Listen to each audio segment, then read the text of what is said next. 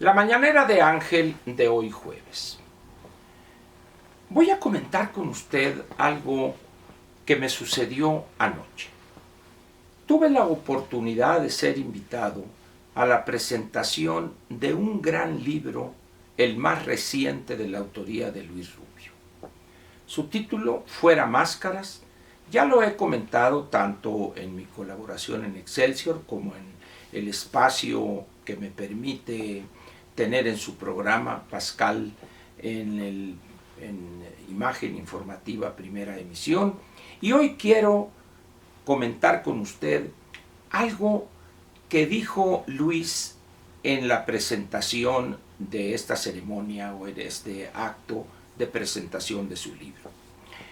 Dice él que una de las razones por las cuales el actual presidente López ganó la elección es porque los beneficios de la apertura y del cambio estructural que se registró en México a partir de la caída en ruinas del viejo modelo no se repartieron con, vamos a ponerlo así, la debida responsabilidad.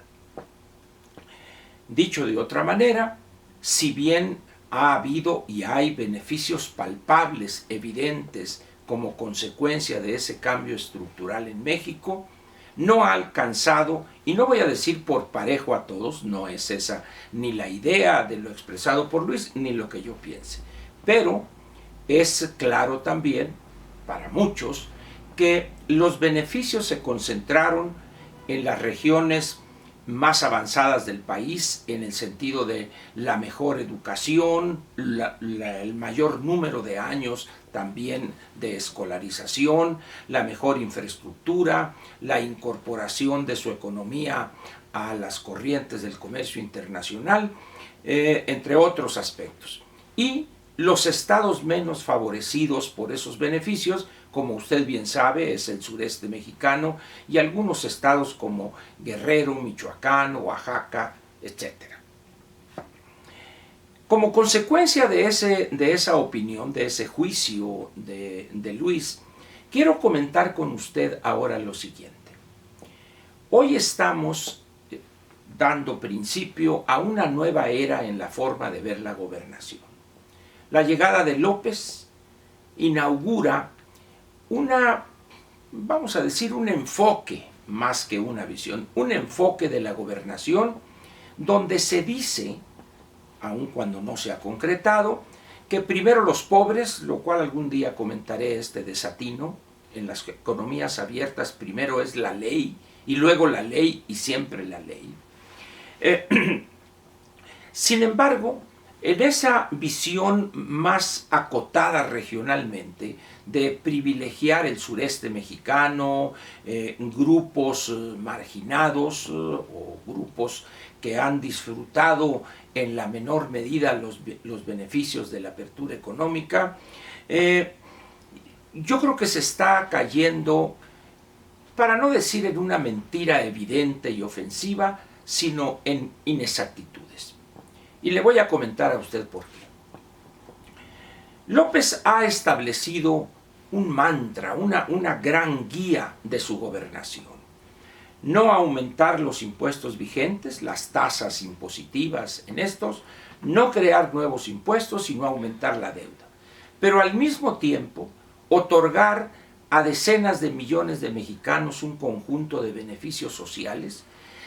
Para financiarlos, ha debido tomar de otros programas, particularmente en inversión en infraestructura, en el sistema público de salud y en el de educación, etc. Lo que llaman los subejercicios, pero han sido destinados a esa idea, a esa nueva visión, y también a desatinos como la refinería en Dos Bocas, el Tren Maya, el aeropuerto Santa Lucía, etcétera, etcétera.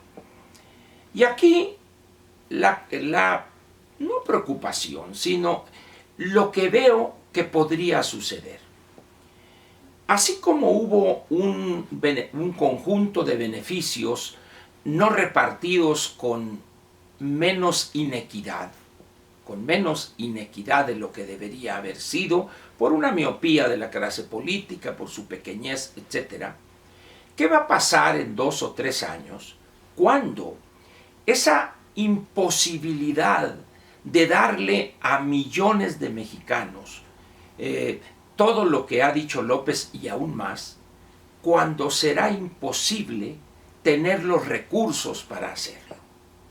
¿Qué va a pasar cuando esos millones de mexicanos miserables entre los miserables, los más pobres entre los más pobres, se den cuenta que aquello, al igual que los beneficios de la apertura económica y de la integración con Estados Unidos y Canadá, no se concretan? ¿Qué va a pasar en el 2024 cuando del presupuesto de egresos de la Federación deba tomarse un porcentaje más elevado, dije más elevado de todo el pastel, para las aportaciones pensionarias, cuando se deba pagar más del servicio de la deuda? Vamos a suponer que no aumente, pero el precio del crédito va a aumentar. ¿Qué va a suceder entonces con esos millones de mexicanos? ¿Se conformarán con el discurso, la narrativa que López va a expresar? Es que los fifís, los conservadores, nuestros adversarios retrajeron la inversión, o el imperio, o los enemigos externos de la Cuarta Transformación. ¿Tendrá efecto ese discurso?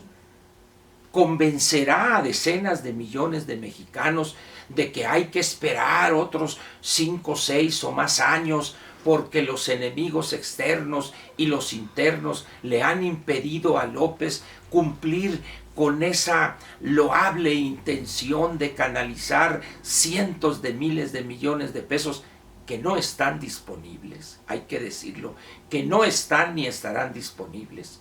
¿Aceptarán de buen grado esa explicación?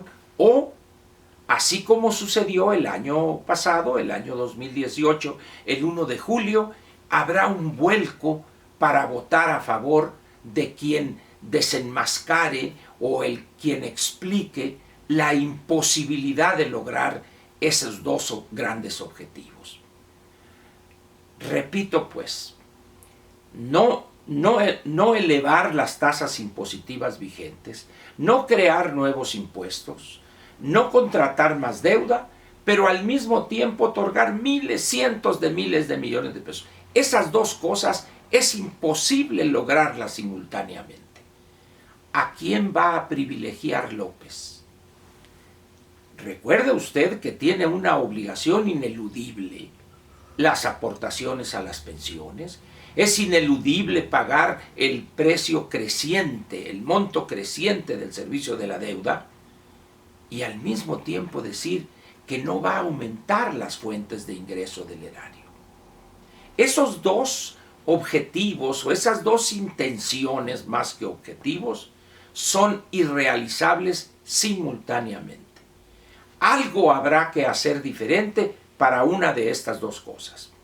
O se mantiene la situación actual y aquellos millones y millones de mexicanos tendrán que esperar mejores tiempos, o en un determinado momento se elevan las tasas vigentes de impuestos que tenemos ahorita, por ejemplo, la universalización del IVA, reponer la tenencia, gravar a las empresas que mediante la digitalización han obtenido fortunas de utilidades. Es decir, cambiar esa situación, elevar la deuda del sector público y crear, ¿por qué no?, nuevos impuestos. ¿Eso lo hará López? ¿Aceptará que es imposible tener esos dos grandes objetivos, esas dos grandes ilusiones por lo pronto en estos momentos en el México, en los tiempos que corren? Y la gran pregunta que le dejaré a usted hoy: ¿qué van a hacer?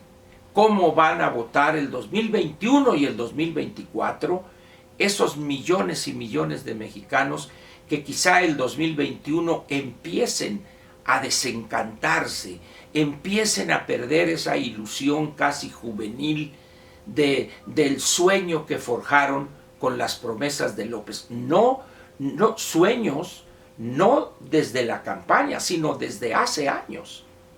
¿Qué va a pasar con ellos? aceptarán de buen grado. No, es que los adversarios, los fifíes, los conservadores, los enemigos de la cuarta transformación, etcétera, etcétera, todo lo que ya usted sabe.